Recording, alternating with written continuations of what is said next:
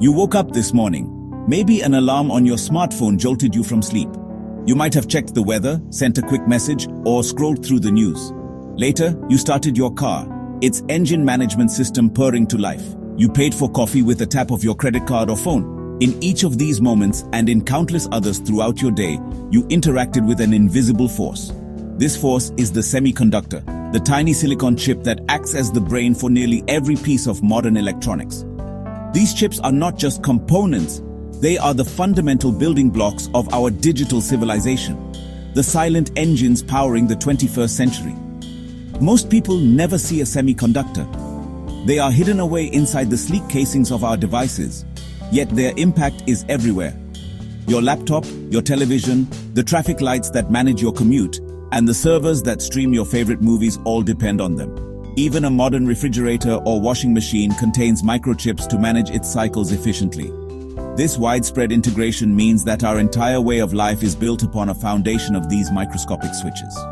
Without them, our global economy would grind to a halt, communication would revert to a bygone era, and the conveniences we take for granted would simply vanish. They are the bedrock of modernity. Their power lies in their ability to process information at incredible speeds. A semiconductor is essentially a material, like silicon, that can be made to conduct electricity or to insulate against it. By etching billions of microscopic transistors onto a tiny sliver of silicon, engineers create a complex maze of on-off switches.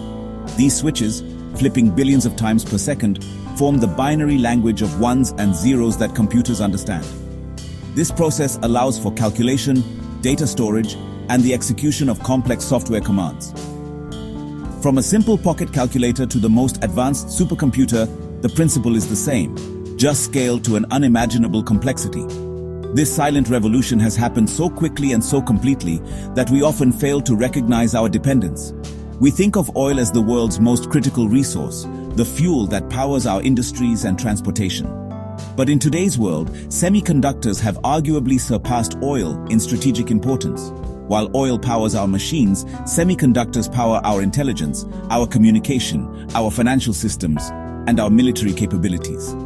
The flow of these tiny chips dictates the pace of innovation and the balance of global power. They are the true currency of progress, and the world runs on their silent, ceaseless calculations. In the intricate global network of technology, one island stands out as the undisputed center. Taiwan, a small democratic nation in the East China Sea, holds a position of immense and precarious importance. This is not due to its size or military might, but because it is home to the world's most dominant semiconductor manufacturer, Taiwan Semiconductor Manufacturing Company, or TSMC. The company doesn't design its own chips. Instead, it operates as a foundry, a specialized factory that builds chips for everyone else. Companies like Apple, Nvidia, and AMD design the world's most advanced chips, but they rely almost exclusively on TSMC to bring them to life. TSMC's dominance is staggering. It produces over 90% of the world's most advanced logic chips, the ones smaller than 10 nanometers that are essential for cutting-edge technologies like artificial intelligence, high-performance computing, and the latest smartphones. Think of the powerful processor in your iPhone or the graphics card in a gamer's PC. The odds are overwhelmingly high that it was born in a TSMC factory. This concentration creates a critical vulnerability for the entire world. The global digital infrastructure, from data centers in Virginia to 5G networks in Europe, effectively runs on chips that are manufactured on a single island, located in one of the world's most politically sensitive regions. This reliance makes the Taiwan Strait not just a body of water, but the most critical choke point in the global supply chain. Any disruption, whether from a natural disaster like an earthquake, or more ominously, from political instability or military conflict, would have catastrophic consequences. The production of cars, computers, phones, and servers would cease almost overnight. We saw a preview of this during the COVID-19 pandemic, when a relatively minor chip shortage caused massive disruptions in the auto industry, leading to factory shutdowns and soaring prices. A full stoppage of TSMC's output would be an order of magnitude more devastating, triggering a global economic depression. The world's dependence on TSMC is a testament to its incredible technological mastery. For decades, the company has consistently out-innovated and out-invested its competitors, mastering the fiendishly complex process of manufacturing at the atomic scale. This has given it a lead that other companies and countries find nearly impossible to close. While its success is a marvel of engineering and business strategy, it has also placed the world in a fragile position. The fate of the global economy, the advancement of technology, and the geopolitical balance of power all hang on the continued, uninterrupted operation of a handful of factories on a single island. The immense strategic value of semiconductors has ignited a fierce global competition, a chip war with the United States and China as the primary adversaries. This is not a war fought with soldiers and tanks, but with export controls, industrial policy, and technological blockades. The US, which long dominated chip design through companies like Intel and Nvidia, woke up to the reality that it had outsourced nearly all of its advanced manufacturing, primarily to Taiwan. It recognized that its economic and military superiority was dangerously dependent on a foreign supply chain located just over 100 miles from its main geopolitical rival, China. This realization triggered a seismic shift in American policy. In response, the United States has wielded its most powerful weapon, its control over key technologies and intellectual property. The US government has implemented sweeping export bans, aiming to cut off China's access to advanced semiconductor technology. These rules prevent American companies and even international firms that use American equipment or software from selling high-end chips and chip-making tools to Chinese entities.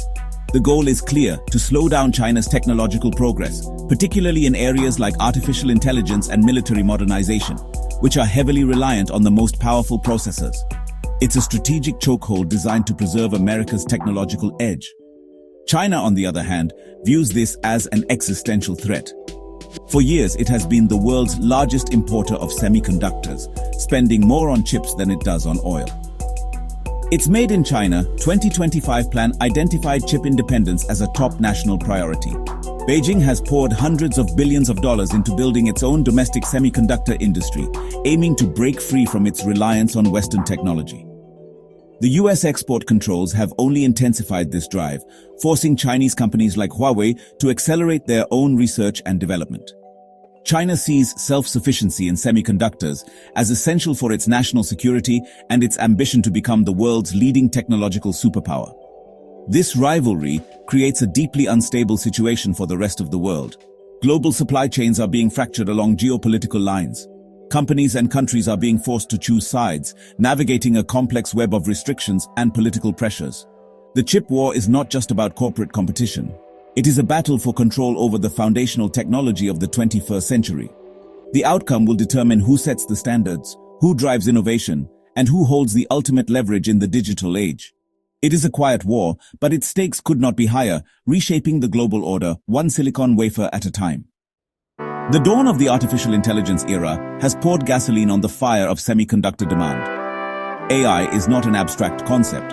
It is a computational beast that requires immense processing power.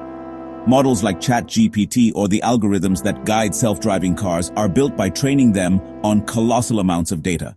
This training process involves trillions upon trillions of calculations, a task that can only be handled by specialized, high-performance chips known as GPUs, graphics processing units, and other AI accelerators.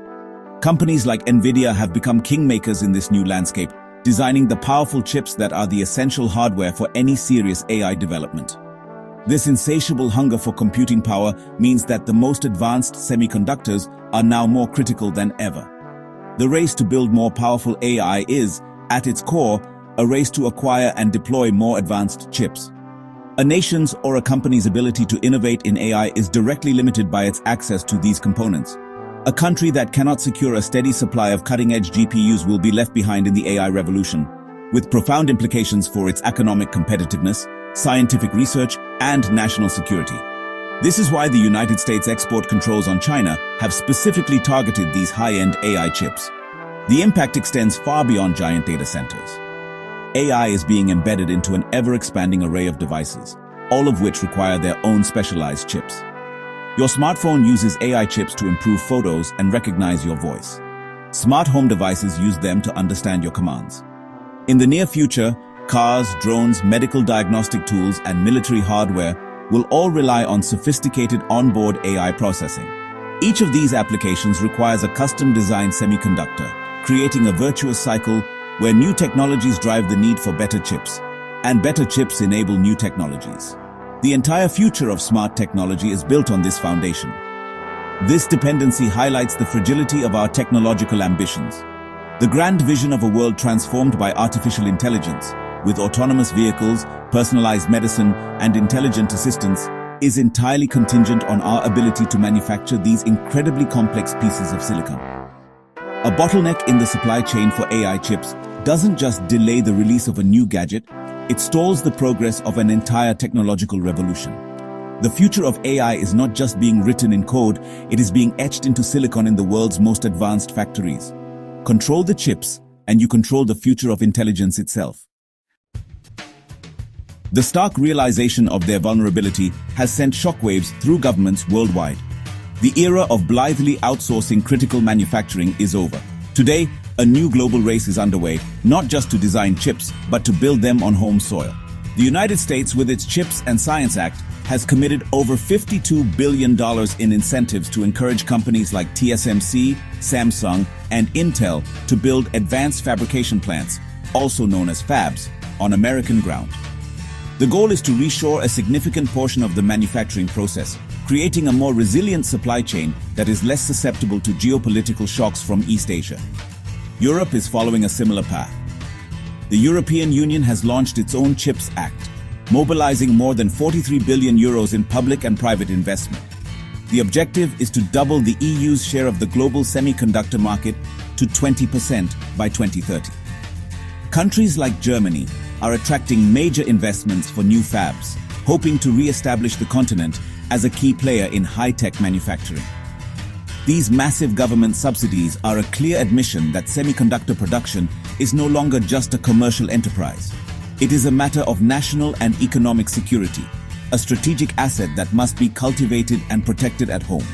However, simply throwing money at the problem is not enough. Building a semiconductor fab is one of the most complex and expensive engineering feats on the planet. A single state-of-the-art factory can cost over $20 billion and take years to construct. It requires an ultra-clean environment, thousands of highly skilled engineers, and a vast ecosystem of suppliers.